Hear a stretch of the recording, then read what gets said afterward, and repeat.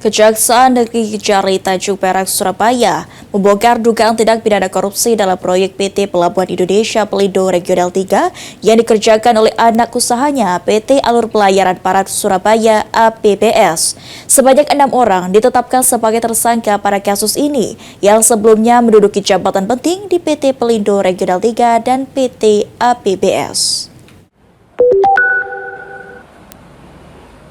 Kejaksaan Negeri Kejari Tanjung Perak, Surabaya pada Kamis 27 November menetapkan 6 tersangka perkara dugaan korupsi dalam proyek PT Pelabuhan Indonesia Pelindo Regional 3. Perkara terjadi pada tahun anggaran 2023-2024 saat PT Pelindo Regional 3 menunjuk anak usahanya PT Alur Pelayaran Barat Surabaya (APBS) untuk mengerjakan proyek pemeliharaan dan pengusahaan kolam pelabuhan Tanjung Perak, Surabaya senilai 200 miliar rupiah.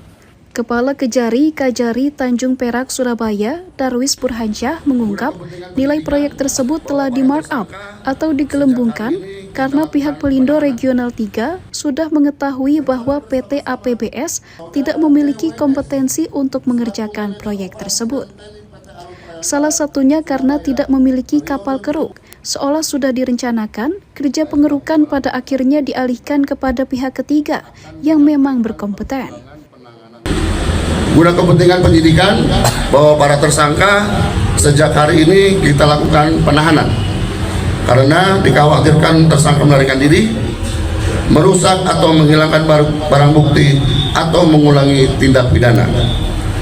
Para tersangka kita lakukan penahanan di cabang rutan kelas 1 Surabaya pada Kejaksaan Tinggi Jawa Timur selama 20 hari ke depan. Adapun 6 orang yang ditetapkan sebagai tersangka menduduki jabatan penting di PT Pelindo Regional 3 dan PT APBS. Masing-masing berinisial AWW yang menjabat Regional Head PT Pelindo Regional 3, HES menjabat Divisi Head Teknik Pelindo Regional 3, dan EHH Senior Manager Pemeliharaan Fasilitas Pelabuhan Pelindo Regional 3. Selain itu, Direktur Utama PT APBS berinisial M, Direktur Komersial Operasi dan Teknik PT APBS MYC, dan Manajer Operasi PT APBS berinisial DWS. Dari Surabaya, Jawa Timur, Hanif Nasrullah, Kantor Berita Antara, mewartakan.